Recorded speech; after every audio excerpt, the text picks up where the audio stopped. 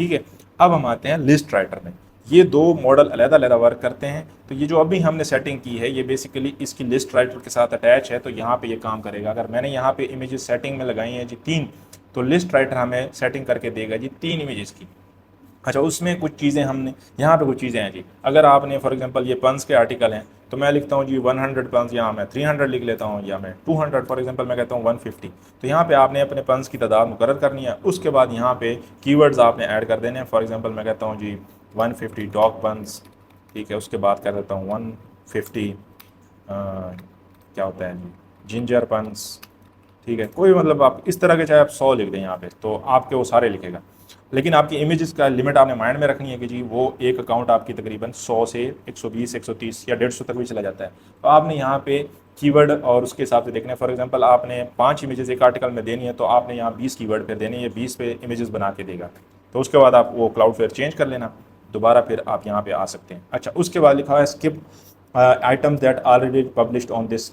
अच्छा, ये आपको इसलिए फ़ायदा देता है क्योंकि ये अक्सर वंस रिपीट हो रहे होते हैं, टाइटल रिपीट हो रहे होते हैं कुछ, तो यहाँ पे स्किप आपने दबा देना है। उसके बाद ऐड आउटबाउंड लिंक, ये अब आपकी अपनी ऑप्शन है कि आपने करना है कि नहीं। कि ये अक्सर योस्ट की रिक्वायरमेंट होती है रैक में कि भाई आप एक एक्सटर्नल लिंक भी लगाएं, तो ये अथॉरिटेटिव साइट को किसी ना किसी को रैंडम आउटबाउंड लिंक दे देगा। इसको मैं चेक रखता हूँ।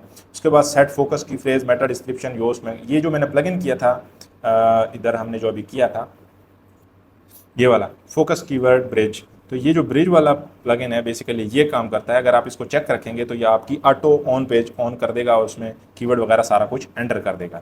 अच्छा, इसके बाद अब आपने क्या करना है जी, जनरेट एंड पब्लिश। तो मैं जब ये बटन दबाता हूँ तो ये आपको प्रोग्रेस बता रहा होता है कि भाई मैं क्या कर रहा हूँ। अच्छा, इसमें चूंकि एक दो दफ़ा मैं कीवर्ड पहले यूज़ कर सकता हूँ, तो उसने कहा कि जो सर्प एनालिसिस है जो सर्पर डेव ने करने थे, वो कह रहा है कि भाई वो मैंने पहले ही कैशियर रिसर्च मेरे पास पड़ी थी, उनकी बेस पे मैं आपके अब पंस लिखने लगा हूँ, ठीक है।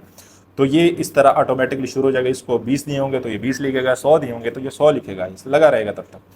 तो अच्छा, अब इसको क्लोज नहीं करना है आपने। मिसाल के तौर पे जब ये काम कर रहा हो तो उस वक्त आपने इसको नहीं छेड़ना। आप इसको मिनिमाइज़ कर सकते हैं। फॉर एग्जांपल मैं यहाँ, आपने तब तक कोई सेटिंग कर रहे हैं, कोई पब्लिशिंग कर रहे हैं कुछ, तो इसको जो है ना आपने अपने मिनिमाइज़ कर लेना है। आप मिनिमाइज़ करेंगे तो इसको कोई इशू नहीं है, ये चलता रहेगा बैकग्राउंड में। तो इसका वेट करते हैं कि ये अब एक आर्टिकल को फिनिश करता है। तब तक हम आ जाते हैं पोस्ट में। तो ये ड्राफ्ट कर देगा बाय डिफ़ॉल्ट। ये क्या करता है, इसकी सेटिंग ड्राफ्ट की है जो कि हमने यहाँ अभी की भी थी। तो अगर मैं आ जाऊँ यहाँ पे, तो ये सेटिंग में आऊँ, तो ये हमने क्या किया था, इसका हमने स्टेटस रखा था ड्राफ्ट में। अगर ये पब्लिश पे लगाएंगे तो ये डायरेक्ट पब्लिश कर देगा। मतलब ये नहीं है कि ये जी कोई मसला करेगा उसके बाद, तब तक ये राइट कर रहा है तो ये भी ये ड्राफ्ट कर लेता है। ये देखें, अथॉरिटी आउटबाउंड लिंक भी इसने जनरेट कर दिया। अच्छा, उसने अब इमेजेस भी ऐड कर रहा है, उसमें फीचर इमेजेस ने जनरेट कर दी। ये 3 इमेजेस का मतलब ये होता है कि अगर आपने सेटिंग में 3 इमेजेस लगाई हैं तो ये एक फीचर इमेज काउंट होती है और 2 आर्टिकल के अंदर। तो आपने अपने हिसाब से ये सेटिंग देखनी है कि भाई मैंने आर्टिकल में 5 इमेजेस लगानी है तो मैं 6 सेलेक्ट करूँगा, फिर ये एक फीचर इमेज में ले जाएगा और 5 आर्टिकल में आएंगे। अच्छा, ये अब इसने चूँकि डन कर दिया है, यहाँ से आपको आइडिया हो जाता है कि पब्लिश टू एज ड्राफ्ट। तो यहाँ पे मैं देखूँ तो ये मेरे 150 डॉग पंस रेडी हो चुके हैं। अब इसमें अगर मैं देखूँ तो ये बड़ी खूबसूरत सी इसने AI इमेज फीचर बना दी है। उसके अलावा अगर आप देखें इसके, तो इसने डॉग पंस को नेचुरली यूज़ भी कर दिया है। उसके अलावा उसने हेडिंग्स भी कंपेटिटर के हिसाब से सेट कर दी हैं, ठीक है। एक आध ये इधर एक और तस्वीर भी होगी ये वाली, ठीक है। तो अब देखते हैं, एक्सटर्नल लिंक भी इसने एक आध लगाया होगा, ये देखें जी।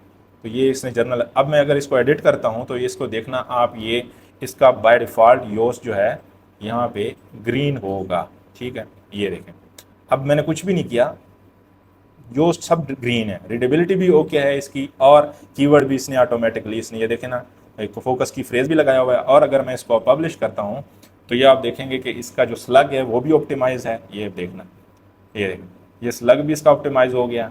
और उसके अलावा जी इसके जो योस्ट है वो भी ग्रीन है। उसके अलावा अगर मैं इसकी मेटा डिस्क्रिप्शन वगैरह की लेंथ वगैरह देखूँ तो ये बिल्कुल सब कुछ ग्रीन कर रहा है। ये देखें, डॉग पंस मोस्ट पीपल, ये देखें उसने उसमें भी इस्तेमाल कर लिया और मेटा डिस्क्रिप्शन भी बड़ी परफेक्ट तरीके से लिख दी। तो ये हमारा एक आर्टिकल इसने ऑटोमेटिकली डन कर दिया। जब तक आप एक आर्टिकल चेक कर रहे होंगे इसने 2 3 5 7 और लिखे होंगे। ये देखें, अभी इधर आते हैं, ये भी उसमें लगा हुआ है, ढूंढ रहा है, ठीक है।